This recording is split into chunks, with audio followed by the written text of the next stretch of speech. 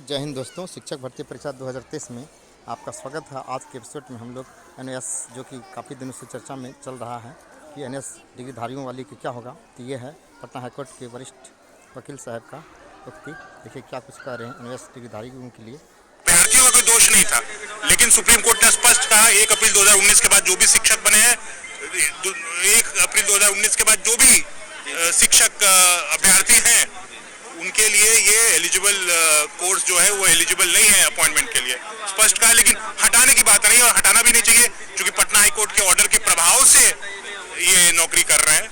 अगर हटाया जाएगा तो 14 लाख डिप्लोमा एनआईएस के डिप्लोमाधारी हैं शिक्षक अभ्यर्थी और शिक्षक, तो क्योस मच जाएगा पूरे देश में। और अदालत के फैसले से अगर वो नौकरी कर रहे हैं तो मुझे लगता है उनको कोई ब्रिज कोर्स करवा देना चाहिए या उनको छोड़ देना चाहिए, एग्जाम कर देना चाहिए। आपके हिसाब से ऐसे में अब अभ्यर्थियों के हित में कुछ उपाय निकल सकता है? अंतिम उपाय क्या है जो एनआईएस वाले डिग्री धारक? नहीं, अब आगे तो कोई बहाली नहीं हो पाएगी इनकी, ये स्पष्ट है, इस पे कहीं कोई दो राय नहीं है। अगर हम भ्रम में है कि हम आगे की बहाली में अपीयर कर सकते हैं तो बिल्कुल गलत है, एकदम नहीं। एक रिव्यू का विकल्प है सुप्रीम कोर्ट के पास। रिव्यू तो आप जानते हैं 99% केसेस में रिव्यू एंटरटेन होता नहीं है, तो रिव्यू का भी मुझे नहीं लगता कोई स्कोप है, जजमेंट स्पष्ट है।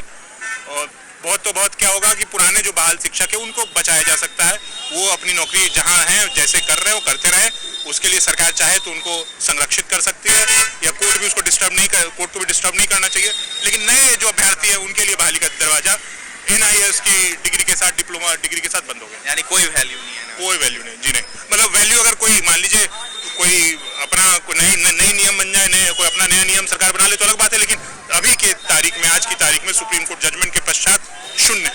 अभ्यर्थियों को क्या संदेश जाएगा? कुछ नहीं, अगर मान लीजिए एनआईएस से उन्होंने डिग्री ली है और अभी भी शिक्षक नहीं बन पाए हैं, नौकरी नहीं मिल पाई है, तो फिर से डिलीट कर लें यथाशीघ्र। 2 साल में तो बहुत बड़ा पीरियड होता नहीं है, कई वर्षों से संघर्षरत हैं अभ्यर्थी नौकरी पाने के लिए। 2 वर्ष और लगेंगे, या फिर बीएड कर ले तो वो एलिजिबल हो जाएंगे प्राइमरी स्कूल के बाद के अपॉइंटमेंट्स के लिए।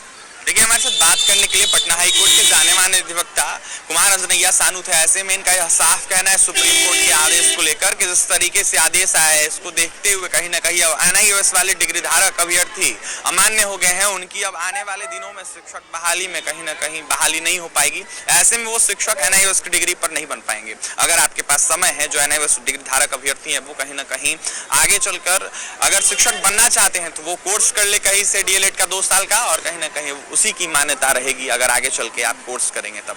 ऐसे में विश्लेषण कर रहे थे कुमार अंजनैया सानू, तो वहीं क्या कुछ कह रहे थे सुप्रीम कोर्ट के आदेश को लेकर आपने सुना है। फिलहाल एनआईएस डिग्री धारक अभ्यर्थी जो है शिक्षक नहीं बन पाएंगे, ऐसे में उनकी डिग्री जो है कहीं ना कहीं मान्य नहीं रहेगी।